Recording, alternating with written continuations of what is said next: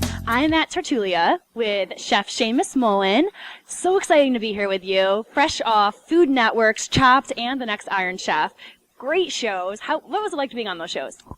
Well, it's always challenging. I mean, being on The Next Iron Chef was probably one of the hardest things I've ever done before. Every day you get something new coming at you. You have no idea what's going to happen. You're cooking with different ingredients every day. We even didn't know where we were going to be the next day. One day we finished a challenge and we were told we were getting on a plane the next day and we were in Japan. So it's crazy. And that stress level is definitely very similar to what it's like being in a restaurant. You don't know what's going to happen at dinner service. You've got a sense, but it's a very different kind of cooking in that it's sort of more like a competitive sport. Chopped for me is a lot more fun because in Chopped I get to sit on the other side of the table. You get to judge. Which is a lot less stress.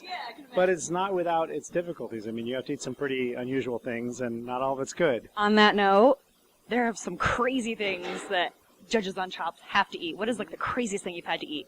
Oh man, I had some really nutty things, but I think one of the weirdest breakfasts I ever had to have, because we start filming very early in the morning, was sea urchin with madeleines, watermelon syrup, and I think maybe bone marrow or something like that. Ew! It was not exactly what you want to start your day with. And that's not a nice latte to wake up. No, it's not at all. And it's also, the quality ranges very much from one chef to the next because it's such a hard challenge. I mean, it literally is as hard as it seems on TV, if not harder. So, I mean, have you ever been pushed into something like that where you have random ingredients and you have to create something delicious to try to impress someone? Well, I mean, certainly on The Next Iron Chef and on Iron Chef, I've had to deal with that. But, that's part of being a chef, too. We go to the farmer's market and see what's there, and immediately you got to think on your feet, this is a great vegetable. What am I going to do with it?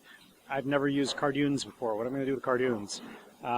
Or my fish purveyor calls me up and says, I have these extraordinary whelks, or I have these amazing sea snails, and you got to think, what are you going to do with them? What can you do with them? How can you make some money off of it? So it's not that different. I mean, the difference between something like Chopped and the real life challenges is that you actually are choosing ingredients on your own, and they're ingredients that make sense together.